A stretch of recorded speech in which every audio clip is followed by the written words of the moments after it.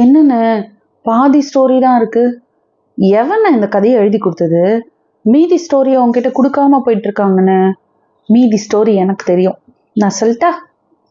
அந்த பையன் கிட்ட அந்த பெரியவர் கேட்டார்ல, எங்கப்பா உங்க அப்பாவை காணோன்னு கேட்டார்ல, அதுக்கு அந்த பையன் என்ன பதில் சொன்னான் தெரியுமா? பெரியவரே, எங்க அப்பா எங்க வீட்டுல பொண்டாட்டி புள்ள அவரோட பேர பசங்கன்னு ஜாலியா ஃபேமிலி டைம், அதாவது ஃபேமிலி டைம் ஸ்பெண்ட் பண்ணிட்டு ரெஸ்ட் எடுத்துக்கிட்டு நிம்மதியா இருக்காரு.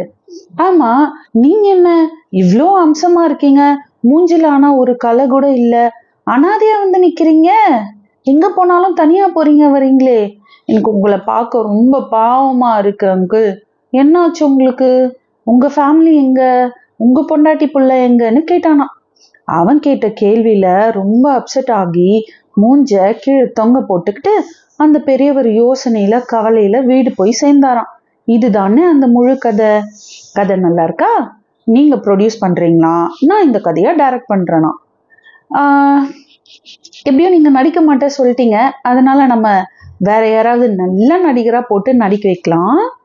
செம்மையா ஓடுன்னு, செம்ம பெரிய ஹிட் ஆகும் இந்த படம். மக்கள் பிரச்சனையை பேச வேண்டிய சட்டமன்றத்துல மக்கள் எழுப்புற குரலாதான் எதிர்கட்சிகள் ஆளுங்கட்சியினரை நோக்கி கேள்விகளையும் விமர்சனங்களையும் வைப்பாங்க. அதுக்கான பதில தான் ஆளுங்கட்சியில இருக்கிற முதலமைச்சர் சொல்லணும். ஆனா இன்னைக்கு நடந்தது என்ன நடந்திருக்கு அப்படின்னா, அவரோட விர்ச்சுவல் வாரியர்ஸ்க்கு என்டர்டெயின்மெண்ட்டாக இருக்கணும், அவங்க பிளாஸ்ட்னு ஃபயர் விடணும் அப்படின்றதுக்காக சினிமா பஞ்ச் டயலாக்ஸ் பேசுகிற மாதிரியும், ப்ளேம் பண்ணி எப்படி அவங்க ப்ளேம் பண்ணி பிரச்சாரம் பண்ணி ஆட்சிக்கு வந்தாங்களோ அதே மாதிரி பதில்கள் சொல்லாமல் ப்ளேம் பாலிடிக்ஸ் பண்ணுறது, ப்ளேமான ரிப்ளைஸ் கொடுக்கறத தான் இந்த ஒரு நாள் ஃபுல்லாக, அதாவது நேற்று சட்டமன்றம் முடிஞ்சு போனதுலேருந்து இன்னைக்கு வரைக்கும் எழுதி எடுத்துகிட்டு வந்து முதலமைச்சர் அவர்கள் பேசியிருக்கிறாரு. இது தெளிவாக தெரியுது. இந்த மாதிரி ஸ்டண்ட் ஷோஸ், இந்த சினிமா மூவி டயலாக்ஸ் பேசுறதெல்லாம் கேட்கணும்னு அவசியம் இல்லைன்னு தான் எதிர்கட்சி தலைவர் வெளிநடப்பு பண்ணது.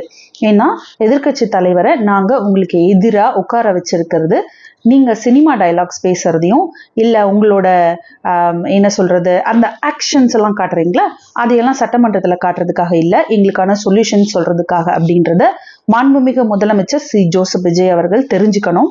இதுக்கப்புறமாவது மக்கள் பிரச்சனைக்கான சொல்யூஷன்ஸை நீங்க பேசுவீங்கன்னு நான் நம்புறேன். எஸ்பெஷலி லா அண்ட் ஆர்டர் பிரச்சனை நிறைய போயிட்டு இருக்கு, பெண்களுக்கு எதிரான பிரச்சனைகள் போயிட்டு இருக்கு, அதை பத்தியெல்லாம் நீங்க பேசியிருக்கணும். மெயினா காவிரி இஷ்யூ, விவசாயிகள் பிரச்சனை, விவசாயிகளுக்கு இது செஞ்சோம் அது செஞ்சோம் இல்லை, இங்க எதையுமே இனிமே செய்யல, அவங்களுக்கு சாட்டிஸ்ஃபேக்டரியான சொல்யூஷன்ஸ் கொடுக்கல அப்படின்றது தான் சௌமியா மேமும் இதுதான் நேத்திக்கு சொல்லியிருந்தாங்க.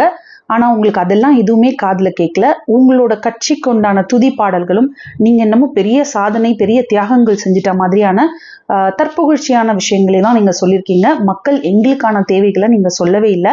அது மட்டும் இல்ல, நீங்க எதிர்கட்சியோட சப்போர்ட்ல தான் இப்ப ஆட்சி அமைச்சிருக்கீங்கன்னு ஏன் சொல்றோம் அப்படின்னா, நான் முதற்கொண்டு ஓட்டு போட்டது வந்து உங்களை எதிர்த்து தான், நீங்க வரக்கூடாதுன்னு எதிர்த்து தான். அந்த ஓட்டுக்கள்ல வந்த எம்எல்ஏஸ் தான் உங்க அந்த 108 போக இருக்கிற மீதி எல்லாருமே, உங்களுக்கு வெளியில இருந்து ஆதரவா இருந்தாலும் சரி, உள்ளுக்குள்ள வந்து ஆட்சியில அதிகாரத்துல பங்கெடுத்துக்கிட்ட கட்சிகளோட ஆதரவாளர்களா இருந்தாலும் சரி, அந்த எம்எல்ஏக்களுக்கு விழுந்த ஓட்டுக்கள் உங்களுக்கு எதிரான ஓட்டுக்கள், உங்களை எதிர்த்து களம் கண்டவங்க தான் அந்த எம்எல்ஏஸ். அவங்க என்னதான் உங்களுக்கு ஆதரவு கரம் நீட்டினாலும் அந்த ஆதரவு கரம் பின்னால இருக்கக்கூடிய மக்களாகிய நாங்கள் போட்டதுதான். அதே மாதிரி 8 கோடி மக்கள்லாம் உங்க பின்னாடி இல்ல, ஓட்டு போட்டதுலயே 1.8 கோடி பேர் தான் உங்களுக்கு ஓட்டு போட்டிருக்காங்க அப்படின்றது தான் உண்மை. ஸோ உங்களை எதிர்த்து நிக்கிறவங்க, உங்களுக்கு எதிராக நிக்கிற மக்களை பத்தி பேசுறேன். நீங்க சொல்றீங்களா பெருமையா மக்கள்னு, அந்த மக்கள் கூட்டத்திலேயே உங்களை எதிர்த்து நிக்கிறவங்க தான் அதிகம், 3ல் 2 பகுதி இருக்காங்க அப்படின்றதையும் முதலமைச்சர் அவர்கள் மனதில் வச்சுக்கணும்னு நான் நினைக்கிறேன். திமுகவுக்கும் எனக்கு நடுவுல யாரு வந்தாலும் நிர்வாகம் பொறுப்பல்ல, இது கிட்டத்தட்ட ஒரு 3rd கிரேட் ரவுடி பேசுற வார்த்தை. அப்போ இவங்களுக்கும் திமுகவுக்கும் நடுவுல வந்தது யாருன்னா கூட்டணிகள் தான் இருந்தாங்க. நாங்க வெளியே இருந்து ஆதரவு தெரிவிக்கிறோம். நேத்திக்கு அவர் அவமானப்படுத்தினது கூட்டணி கட்சி தான் அவமானப்படுத்திருக்காரு. ஐஎம்எல்ஆ இருக்கட்டும், விசிகே இருக்கட்டும். நான் காங்கிரஸ் பத்தி பேச நான் தயாராவே இல்லை. ஏன்னா காங்கிரஸை வந்து ரொம்ப பெரிய மதிப்பான ஒரு பார்வையில பார்த்தது. நான்லாம் வந்து எனக்குலாம் காங்கிரஸ் எல்லாம் அவ்வளவு பிடிக்கும். ஆனா இந்த எலெக்ஷன்ல அவங்க பண்ண